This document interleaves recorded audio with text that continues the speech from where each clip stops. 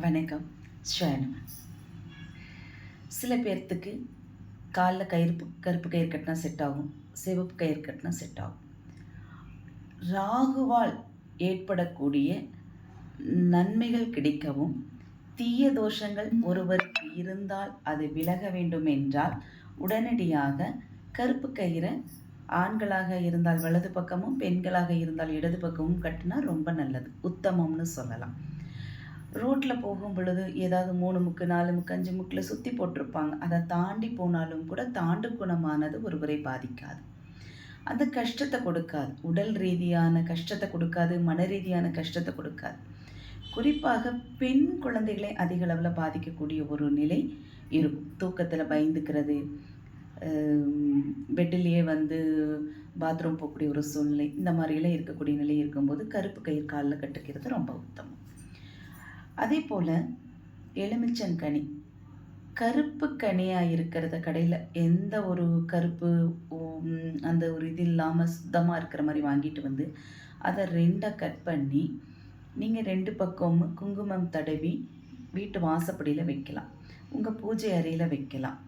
இல்லை அப்படின்னா அந்த கனியை 2 கட் பண்ணி உப்பு கல்லுப்பு அது மேலே கொஞ்சம் தூவி வச்சு நீங்கள் வைக்கலாம். இது செய்வதனால யாருக்கும் பாதிப்பு இல்லை. குறிப்பாக உங்களுக்கு நீங்கள் வெளியில் போயிட்டு வந்த பின்னாடி உங்களுக்கு உடம்புல ஒரு மாற்றம் தெரியுது, திடீர்னு உடம்பு வலி வருது, திடீர்னு குளிர்காய்ச்சல் வந்த மாதிரி இருக்குது, மனசுக்கு ஏதோ ஒரு பாரமாக இருக்கிற மாதிரி இருக்குது, கஷ்டமாக இருக்குது, ஏதோ ஒரு விபத்தை பார்த்துருப்பீங்க, ஒரு சங்கடமாக இருந்திருக்கும், உங்களை அறியாமே தன்னைத்தானே அழ ஆரம்பிச்சிடுவீங்க.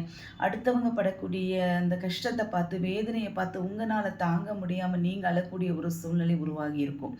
இந்த மாதிரி ஒரு நிலை ஏற்பட்டதுன்னா எலுமிச்சங்கனி இந்த மாதிரி கட் பண்ணி உப்பு தடவியோ குங்குமம் தடவியோ வச்சு பாருங்கள், நிச்சயமாக நல்லதொரு மாற்றம் உங்களுக்கு நடக்கும். பயப்பட வேண்டாம். பயம்ங்கிறது இருக்க வேண்டியது தான். ஆனால் வெளியில் போயிட்டு வந்த பின்னாடி இந்த மாதிரி ஒரு சின்ன சின்ன விஷயங்களை நீங்கள் செஞ்சுட்டா பெரிய அளவில் பாதிப்பு வராது. அப்படியும் மீறி உங்களுக்கு பயமாக இருந்ததுன்னா இரவு நேரத்தில் படுக்கும் பொழுது நீங்கள் தூங்க போகிறதுக்கு முன்னாடி 1 டம்ளர் தண்ணியில் கொஞ்சம் விபூதி எடுத்து நமசிவாய மந்திரத்தை சொல்லி அந்த டம்ளரில் தண்ணிக்குள்ளே போட்டுட்டு ஓம் நம சிவாய மந்திரத்தை சொல்லிவிட்டு நீங்கள் படுத்து தூங்கலாம். இல்லை ஒரு கனி இருந்துச்சுன்னா உங்கள் தலைமேட்டு கடியில் தலைகாணி கடியில் வச்சு படுத்து தூங்கலாம். இல்லை அப்படின்னா ருத்ராட்சம் இருந்ததுன்னா ருத்ராட்சத்தை நீங்கள் தலைகாணி கடியில் வச்சு படுத்து தூங்கலாம். இல்லைன்னா உங்கள் கையில் ஒரு வளையலாக போடலாம், கழுத்தில் மணியாக போடலாம்.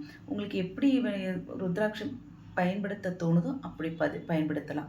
பயன்படுத்தும் பொழுது உங்களுக்கு தேவையான மாற்றங்கள் கண்டிப்பாக கிடைக்கும். மன அழுத்தம், மனபயம் போகுங்க. ஸ்வயனம்.